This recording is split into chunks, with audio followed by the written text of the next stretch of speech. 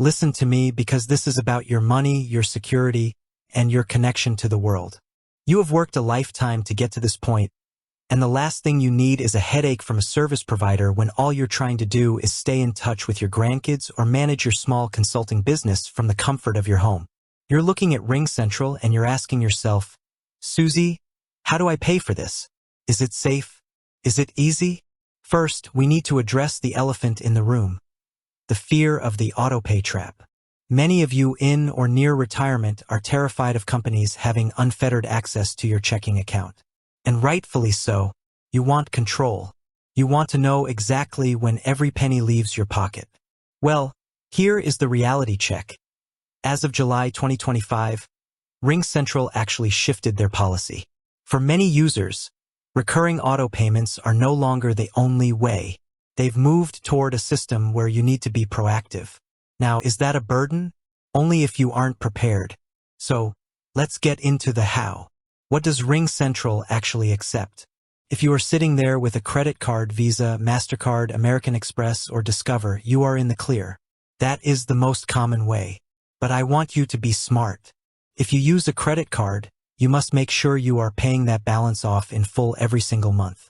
Do not let a $30 phone bill turn into a high-interest debt because you forgot to check the statement. Now, for those of you who want to keep it direct and digital without the credit card noise, they accept e-checks and ACH transfers. This is a secure, direct debit from your bank. It's professional, it's clean, and for those of you running a small business in retirement, it's often the easiest for bookkeeping. But here is the Susie Orman warning. You must have a cash cushion in that account. I don't want to see any of you hit with an overdraft fee because your phone bill hit on a Tuesday and your Social Security check didn't land until Wednesday. If you can't keep a buffer, do not use direct debit. Use a credit card for the protection and the float, but only if you have the discipline to pay it off. What if you're old school? What if you want to hold a piece of paper in your hand? Yes, you can still pay by physical check or even a wire transfer. They have a lockbox in Dallas for US payments and one in Toronto for Canada.